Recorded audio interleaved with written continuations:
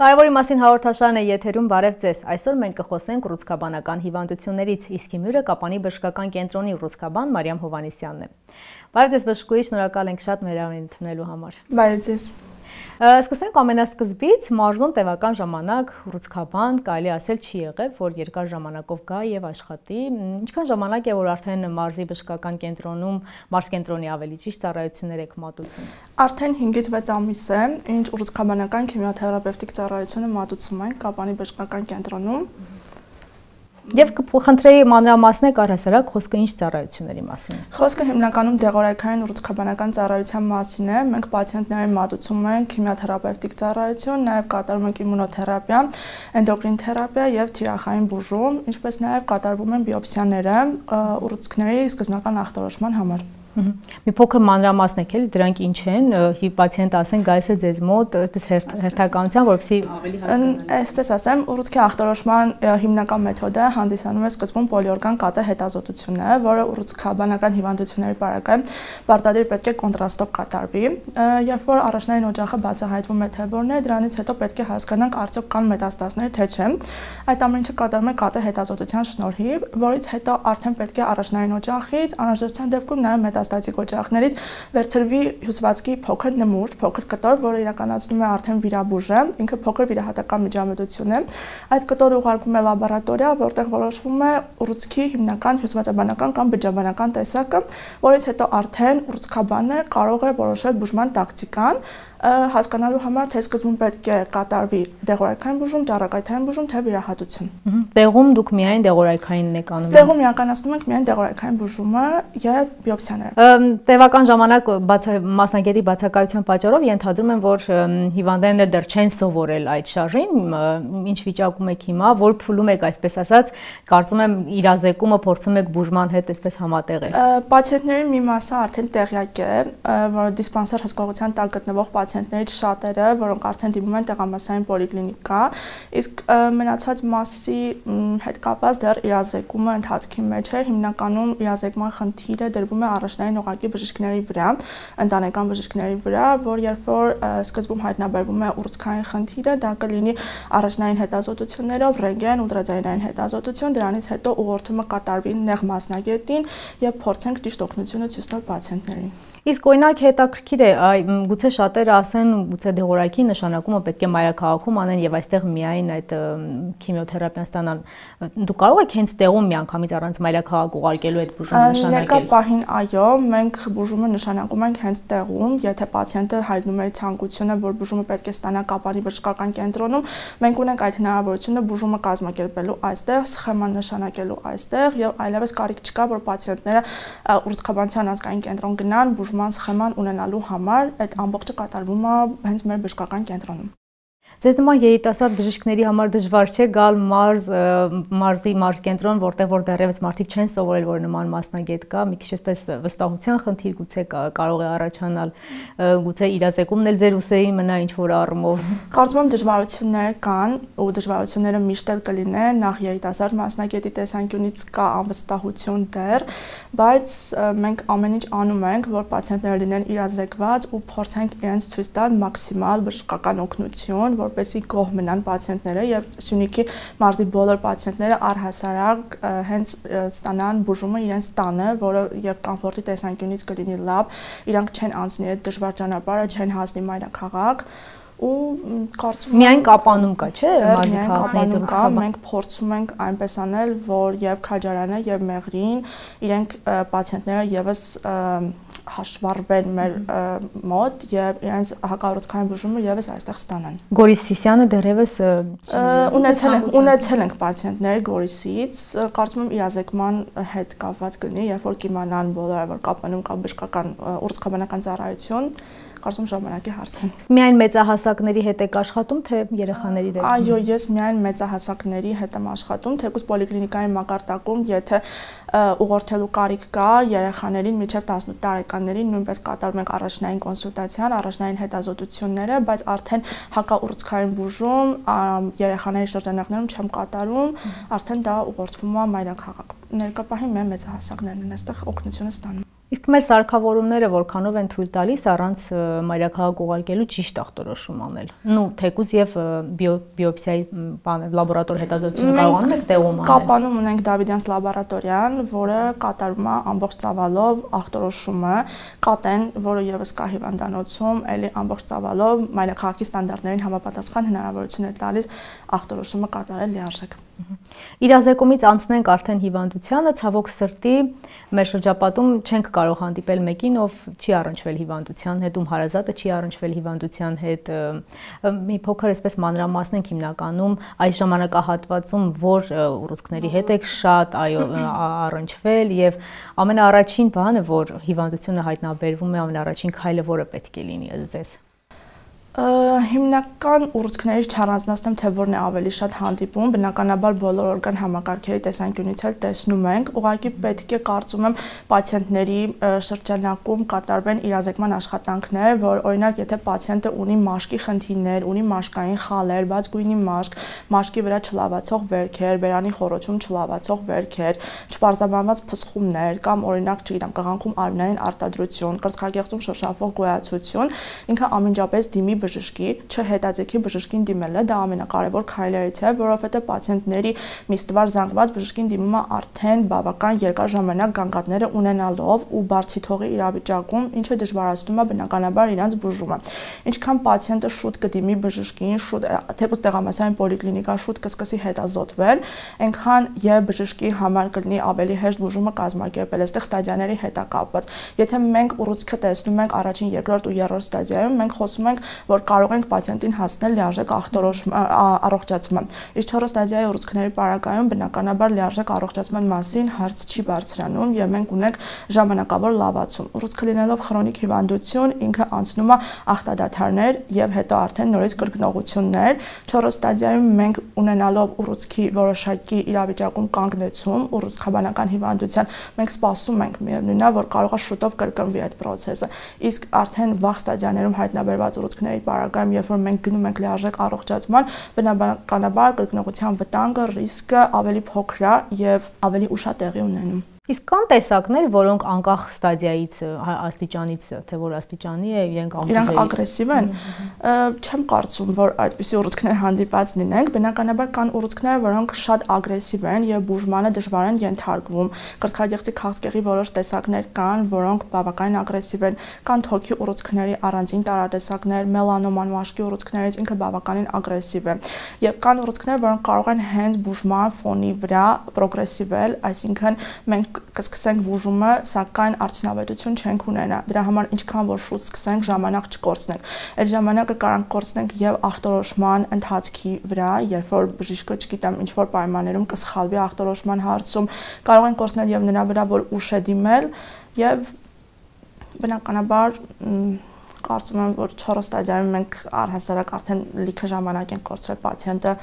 հասկանում ենք, որ լիարժեք առողջացման մասին խոսք չի գնում, միայն ժամանակավոր լավացում ու կյանքի որակի բարելավում, կյանքի երկարացում, դրա մասին է խոսքը գնում, էլի։ Առհասարակ հիվանդի հավատը հիվանդության բուժման մեջ ինչ նշանակություն ունի։ Կարծում եմ բավականին մեծ նշանակություն ունի, այդտեղ նաև կարևոր է թե ինչքանով են պատրաստում հիվանդին, որ ինքը ինչ բուժում է ստանում, որովհետև լինում են դեպքեր, երբ որ հիվանդի հարազատը չի ցանկանում հիվանդին պատմել իր հիվանդության մասին եւ հիվանդը այցելում է բժշկի տեղյակ չլինելով, թե ինչ հիվանդություն ունի, ինչի համար է եկել, արդյոք ինչ է ստանում, կաթիլային տարբերակով նա տեղյակ չի ունում, որ քիմիաթերապիա է ստանում, սակայն կան տեսակետներ, որ պացիենտը պետք է տեղեկացված լինի իր բուժման մասին, իր ախտորոշման մասին, որպեսզի ինքը կարողանա պայքարի հիվանդության դեմ ու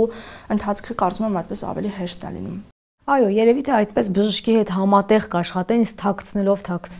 մի օր մեկը պացիենտը իմանում է, կարող է իմանալ իր հարևանից, ընկերոջից կամ շատ պատահաբար բժշկի ու իր հարազատի խոսակցությունը լսի, ուղղակի գալիս է մի պահ, որ պացիենտը, երբ որ դա իմանում է, արդեն լինում է վերջին շրջանում իր հիվանդության եւ հետո ինքը կորցնում է հավատը իր հարազատի նկատմամբ, իր բժշկի հանդեպ ու այլևս չի իմանում ում վստահի, եթե այդքան երկար ժամանակ իրանից թաքցրեն ամենակարևորը իր հիվանդության մասին։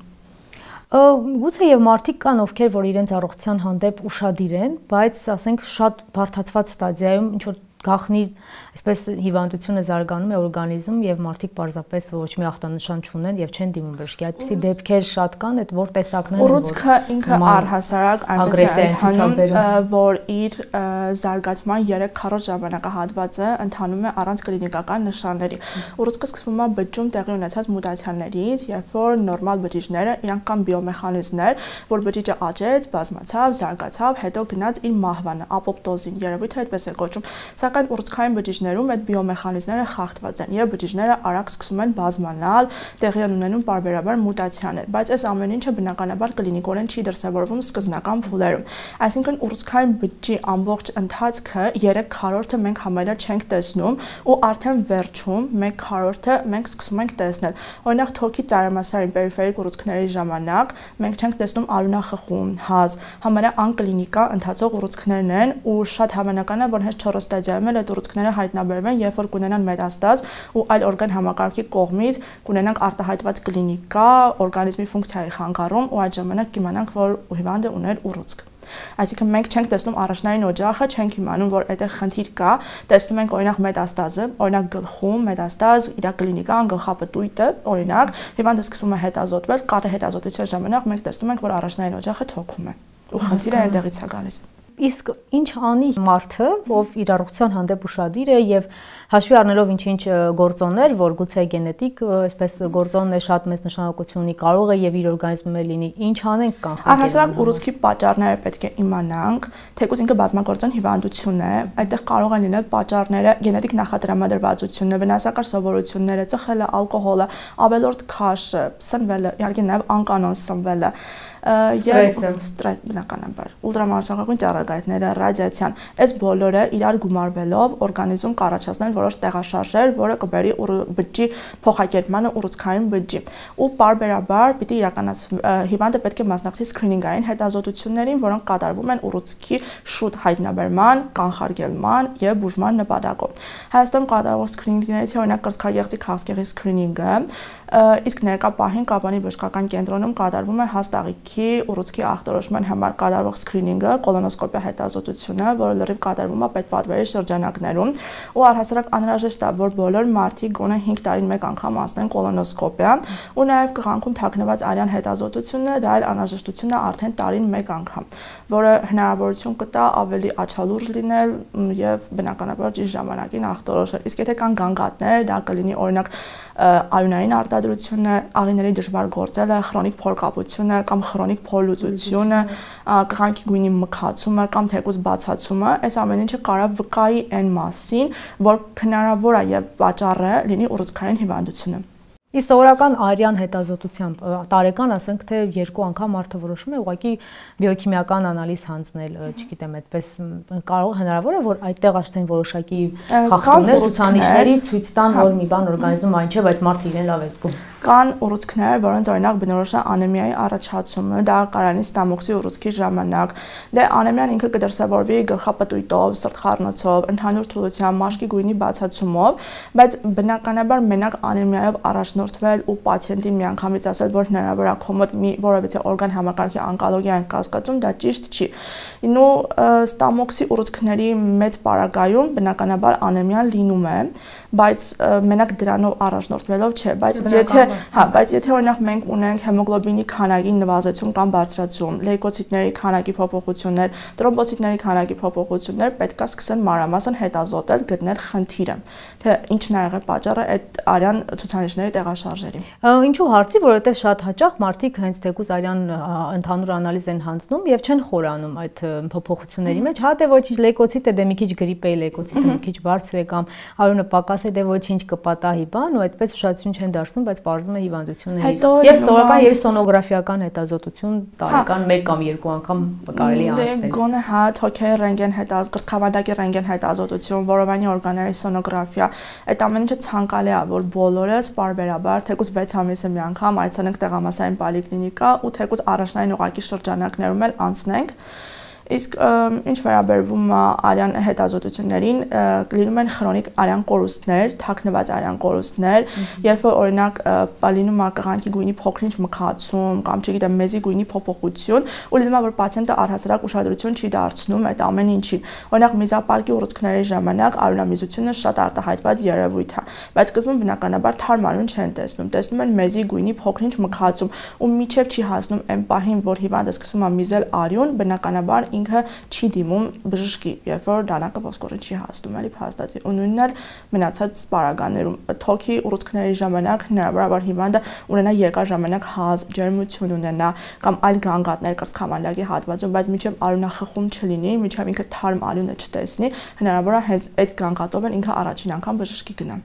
Մարդկանց շրջանում շատ հաճախ լսում ենք, որ ասում են դե երիտասարդացել են, շատացել են։ Արդյոք հիվանդությունը երիտասարդացել է, թե պարզապես ախտորոշումն է։ Ես կարծում եմ, որ հիմա ախտորոշման մեթոդները ավելի շատ են եւ սկրինինգները, որը կրծքագեղձի քաղցկեղի սկրինինգը, որ կատարվեց ու դրանով բավական երիտասարդ տարիքի կանանց շրջանում հայտնաբերվեցին շատ ուռուցքներ, թեկուզ մինիմալ փոքր չափերի, մինչև 1 սանտիմետրի հասնող, որը փաստացի չես կարող շոշափել ու գտնել, ու դա մենակ հետազոտությամբ, մամոգրաֆիկ հետազոտությամբ կարող ես տեսնել։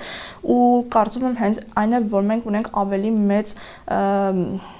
ախտորոշման մեթոդներ, ավելի մեծ հնարավորություններ եւ հենց դրանով է, որ մենք տեսնում ենք ուռուցքի շատացում։ 20 տարի առաջ չկար այս հնարավորությունները, կատե հետազոտությունը կամ մամոգրաֆիան, որ իմանային այդքան շատ ուռուցքը տարածվում։ Կարծում եմ տարածվածությունը մեծացել է պայմանավորված էկոլոգիայով կամ չգիտեմ, վնասակար սովորություններով կամ ժառանգական սննդով, ռադիացիայով, ուլտրամանուշակագույն ճառագայթներով, բայց այն ժամանակ չկար ախտորոշման այսքան բազմազանություն։ Իսկ հիմա մենք ունենք լիքը հնարավորություններ, որով կարողանում ենք փոքր ուռուցքները, վաղ ստադիայի ուռուցքները հայտնաբերել ու բնականաբար գնալ լիարժեք առողջացման։ Այս հիվանդությունից բոլորս ենք վախենում, կարելի ասել, ինչ խորհուրդ կտաք առհասարակ վախենալ, թե պարզապես ժամանակ առ ժամանակ հետազոտվել։ Հիվանդությունից պետք է վախենալ բնականաբար, բայց պետք է ժամանակ առ ժամանակ հետազոտվել կամ պացիենտներ, որոնք վախենում են ամենասկզբում բուժումից, որ հիվանդը չի դիմանա կամ չի կարողանա հաղթահարի, բայց բուժումից էլ պետք չի վախենալ։ Բուժման բնականաբար քիմիոթերապիան ինքը բավականին ծանր բուժում է, հանդիպող բուժումներից ծանրագույններից մեկն է, երբ որ դեղորայքները ազդում են եւ հիվանդ բջիջների վրա եւ առողջ բջիջների վրա։ Բայց բուժման մեթոդներից պետք չի վախենալ ախտորոշման մեթոդներից, բիոպսիայից նամանավանդ, որովհետև կան միֆեր, որ բիոպսիան կատարելով այո ուռուցքը կտարածվի, բայց փաստացի առանց բիոպսիայի մենք չենք կարող, ոչ մի ուռուցքաբան, ոչ մի քիմիոթերապևտ կամ թեկուզ վիրաբույժ չի կարող ասել, թե տվյալ օրինակ կրծքագեղձի ուռուցքը ունի առնվազն 4 մոլեկուլյար տարատեսակ։ Առանց այդ բիոպսիայի մենք չենք իմանա, թե կոնկրետ որ տարատեսակն է։ Ամեն մի տեսակի ժամանակ տակտիկան, ընտրվող դեղորայքները, բուժման մեթոդների հաջորդականությունը լրիվ տարբերվում է իրարից, ու ճշգրիտ բուժում անելու համար բիոպսիան պարտադիր է։ Իսկ արդյոք միֆ է դա, որ ասում են, երբ որ բիոպսիա են անում կամ բացում են, վիրահատում են, ձեռք են տալիս ուռուցքին, այն ավելի արագ է սկսում զարգանալ, կա գիտական նման այսպես հետազոտություն, որ կապացուցի մարդկանց շրջանում տարածված այդ տեսակետը։ Չեմ կարծում, ես չեմ հանդիպել որևիցե մի այդպիսի գիտական հետազոտության, որ ուռուցքին կպնելով ուռուցքը կտարածվի կամ բջիջները կտարածվեն, բնականաբար այդպես տեղի չի ունենում։ Բիոպսիան, այսպես ասած, օգտակար բան է, որպեսզի մենք կարողանանք ճիշտ ախտորոշել։ Իսկ ճիշտ ախտորոշումը դա ճիշտ բուժման համար գրավական է ուղղակի։ Շատ հաճախ մարդիկ ասում են, որ կարող է այդ սարքը կամ այդ լաբորասկոպի կամ չգիտեմ ինչ եղանակով որ անում են, մեկ այլ օրգանի միջով անցնելիս այդ բջիջները վնասակար ու ուռուցքածին բջիջները թողնեն այլ օրգանում եւ այդպես տարածվի, բնականաբար վիրաբույժները բավականին պրոֆեսիոնալ են, ովքեր կատարում են բիոպսիան, հա։ Եթե վիրաբույժի սխալի հետևանքով լինի, դա ուրիշ է, բայց այն վիրաբույժները, ում որ մենք դիմում ենք, մենք վստահում ենք, ու իրանք բավականին պրոֆեսիոնալ իրականացնում են եւ չեմ կարծում, որ կգտնենք այնպիսի դեպքեր, որ բժշկի սխալի հետևանքով կունենանք ուռուցքի տարածում։ Այնուամենայնիվ դա եւի արյան օրգանիզմի մեջ է եւի զարգացումը տեղի ունենում եւ դա կապել ինչ որ այդ միջամտությունների կամ բացել փակեցին ավելի առաջնային օջախը առաջանում է ու հետո արդեն առաջնային օջախից մետաստազները տարածվում են արյան կամ լիմֆայի միջոցով։ Չեմ կարծում, որ այդտեղ մասնագետի դիպչելու կամ բիոպսիա վերցնելու պատճառով է տեղի ունենում ուռուցքի տարածումը։ Ամեն դեպքում կարծում եմ, որ բուժումը նաեւ անհատական է, չէ՞։ Օրգանիզմից կախվածություն ունի եւ առհասարակ քիմիոթերապիան երբ որ ստանում են ինձ զգացողություններ ունեն օրգանիզմի վրա, դա ինչպես է անդրադառնում։ Բուժումից հետո էլ երբ որ համարում են կներեք, որ հիվանդը պատրաստ է արդեն բուժվել է հիվանդը, արդյոք իր օրգանիզմի վրա այնուամենայնիվ այդ ուժեղ նյութերը քիմիական իրենց ազդեցությունը չեն թողնում։ Այսպես է, մենք աշխատում ենք ամերիկյան ու եվրոպական պրոտոկոլներով, այսինքն մենք գիտենք, որ այս մոլեկուլյար տեսակի այս ստադիայի ժամանակ հիվանդին առաջարկվում է հետևյալ քիմիաթերապևտիկ սխեման, այս դեղորայքների կոմբինացիան, բայց թե ինչպիսին կլինի տվյալ օրգանիզմի համար զգայուն, դա բնականաբար այն գլխից մենք չենք կարող ասել։ Բուժումը կատարվում է ու պատկերացնենք 6 կուրս, որից 2 կուրս անելուց հետո պարտադիր կրկնվում է կատե հետազոտությունը, որ մենք հասկանանք, թե տվյալ օրգանիզմը ինչքան էր քիմիա զգայուն, ինչքան էլ հետազոտություններ արված լինեն, որ տվյալ դեղորայքը զգայուն է, տվյալ ուռուցքը զգայուն է տվյալ դեղորայքի հանդեպ, օրգանիզմի համար դա ամեն ինչ անհատական է։ 2 կուրս հետո մենք դիտարկում ենք, թե ինչ չափերի է եղել ուռուցքը, արդյոք ուռուցքը մեծացել է բուժման ֆոնի վրա, իսկ ավելի կամ մնացել է ստաբիլ կամ փոքրացել է, որից հետո մենք արդեն որոշում ենք, թե արդյոք նույն դեղորայքով պետք է շարունակենք, թե դեղորայքը փոխվելու կարիք ունի։ Իսկ ինչ վերաբերվում է պացիենտների մոտ առաջացած կողմնակի երևույթներին, բնականաբար քիմիոթերապիայի կողմնակի երևույթները բաժանվում են թեթև, միջին ու ծանր բարդությունների, ու պարտադիր չի, որ եթե առաջի կուրսի ժամանակ պացիենտի մոտ լինի մի որևիցե բարդություն, դա կլինի երկրորդի, երրորդի ժամանակ։ Չպետք է առհասարակ պացիենտները ֆիքսվեն, որ եթե առաջինի ժամանակ եղավ սրտխառնոց կամ գլխապտույտ, երկրորդին պարտադիր կլինի։ Գուցե օրգանիզմը հարմարվի, իմունիտետ ձեռք բերի եւ այդպես։ Բավականին հակալերգիկներ են կիրառում, եթե օրինակ, չգիտեմ, առաջինի ժամանակ լինում է թեթև խեղդոցի զգացողություն, բնականաբար դա հաշվի առնելով երկրորդի ժամանակ հակալերգիկը կիրառվում է ավելի շատ բարդություններից խուսափելու նպատակով, ու բնականաբար կան այնպիսի բարդություններ, որ մնում են, դա կարող լինի նեյրոպաթիաները, մատերի ու ոտքերի շրջանում առաջացած ցակցիկոզները, որոնք անմիջապես չեն անցնում քիմիոթերապիայից հետո ու որոշ ժամանակ անհրաժեշտ է, որպեսզի օրգանիզմը սկսի վերականգնել։ Քիմիոթերապիան ազդում է ոչ միայն ուռուցքային բջիջների վրա, այլ նաև առողջ բջիջների վրա, ու կան դեղորայքներ, որ կարող բերեն եւ մազաթափության եւ եղունգների վնասման։ Բնականաբար դրանք դարձերի փոփոխություններ են, ու քիմիոթերապիայից հետո ոնց որ ասում են մազերը գալիս են, եղունգները վերականգնում են ու ավելի լավն են լինում։ Այսինքն այն ինչը որ դարձերի փոփոխությունները շատ հեշտությամբ վերականգնվում է։ Ինչպես ասում են, մենք մի պահ վատացնում ենք հիվանդի վիճակը, հիվանդի առողջության վիճակը, որ հետո ուռուցքը հաղթարից հետո ինքը ավելի լավ վիճակում լինի։ Վատացնենք, որ հետո կարողանանք գնալ լիարժեք առողջացման։ Մարդիկ շատ հաճախ նաև ես նկատել եմ, գուցե ինչ-որ խոտաբույսերի տարբերակների են դիմում, այդ համացանցից են օգտվում, ինչ-որ բաներ անում, բուժումը կիսատ անում եւ այլն։ Ձեր հորդորը վերջում որպես այսպես մասնագետ զգոնության առումով, էլի։ Զգոնության առումով մի վստահեք, չգիտեմ, լիցենզիա չունեցող մասնագետներին, ովքեր ձեզ կառաջարկեն խոտաբույսերով, ոչ ավանդական բժշկության մեթոդներով բուժումներ, բնականաբար դրանք ֆինանսական ծախս է։ Վստահեք այն մասնագետներին, ովքեր աշխատում են բժշկական կենտրոններում, աշխատում են միջազգային պրոտոկոլներով, ամերիկյան պրոտոկոլներով, եվրոպական պրոտոկոլներով, բոլոր բժիշկներն են ընդունված կարգա, որ պացիենտներին կբացեն ցույց կտան, թե որ դեղորայքն ենք մենք օգտագործում, ինչ դոզաներով է կիրառվում։ Մենք ինքներս դա բացատրում ենք, բոյ-քաշ հաշվարկա կատարվում, ու բնականաբար այդ ամեն ինչը չես համեմատի խոտաբույսերի կամ ոչ ավանդական բժշկության հետ, որը ունի որևիցե ապացուցողական հիմք, չի հաստատված գայդերով ու պրոտոկոլներով։ Հորդորս այն է, որ ժամանակին հետազոտվեք, պարտադիր եղեք ուշադիր առողջության նկատմամբ, հետազոտության, եթե որևիցե գանգատներ եք նկատում, դա կլինի մաշկի գույնի փոփոխություն, խալերի շուրջ առաջացած ինչ-որ վերքեր, արյունահոսություն, չլավացող վերքեր, չպարզաբանված ինչ-որ խնդիրներ, պարտադիր դիմեք գոնե տեղամասային պոլիկլինիկա, որից հետո արդեն կարծում եմ կուղղորդեն նեղ մասնագետների մոտ ու արդեն եւ ճիշտ կախտորոշենք եւ բուժումը ամբողջությամբ կկատարենք։ Մի խոսքով ուշադիր եղեք սեփական օրգանիզմի ազդանշանների հանդեպ։ Պետք չէ նրանց արհամարել եւ ուշադրություն չդարձնել։ Շնորհակալություն շատ իրազեկման եւ մեզ հյուր լինելու համար։ Կարևորի մասին հաղորդաշարն էր եթերում, այսօր մենք խոսեցինք ուռուցքաբանական հիվանդություններից, իսկ իմ հյուրը Կապանի բժշկական կենտրոնի ուռուցքաբան Մարիամ Հովհաննիսյանն էր։ Առողջ եղեք։